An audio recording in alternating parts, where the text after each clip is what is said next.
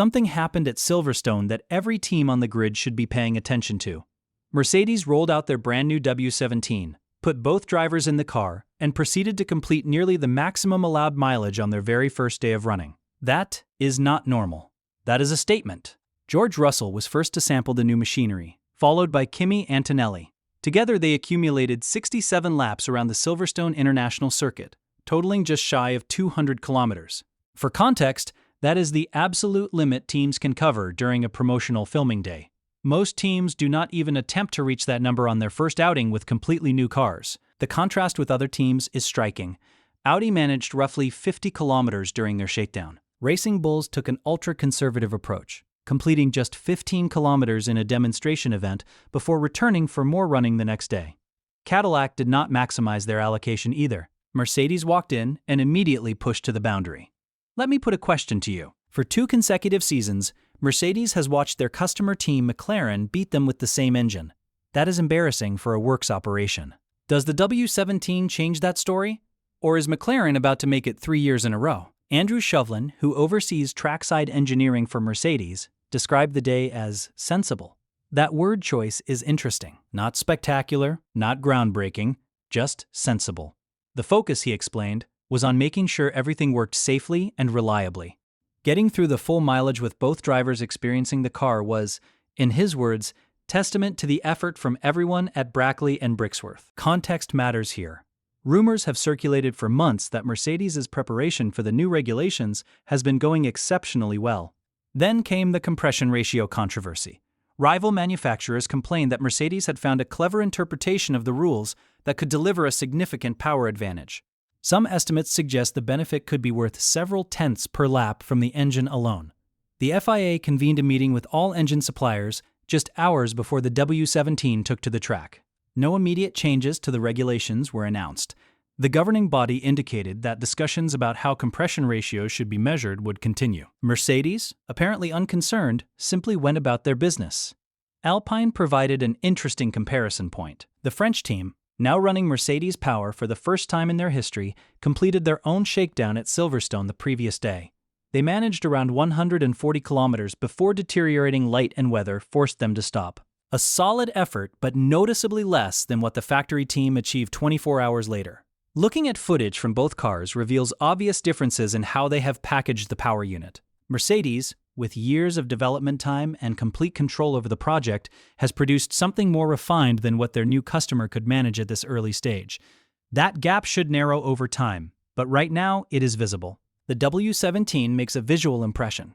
The livery transitions from silver to black in a zebra-like pattern, with Petronas green accents flowing along the bodywork.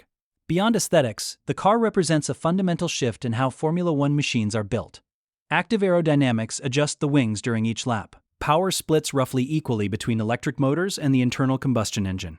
Sustainable fuels are mandatory. Russell enters the season as team leader. The British driver has been with Mercedes since 20. Antonelli begins his second season after stepping into the seat vacated by Lewis Hamilton. The young Italian showed promise during his rookie year, but also made errors typical of a driver learning at the highest level. New regulations give everyone a fresh start, and Antonelli will hope to capitalize.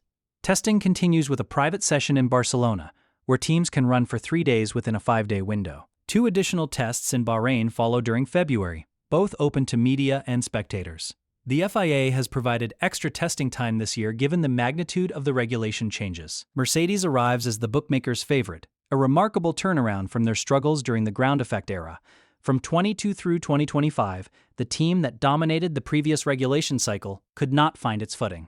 The W17 represents their opportunity to reclaim former glory. 4 teams will run Mercedes engines this season: the factory squad, McLaren, Williams, and Alpine. If the speculation about a power unit advantage proves accurate, all 4 benefit. But the works team should understand how to extract maximum performance better than anyone.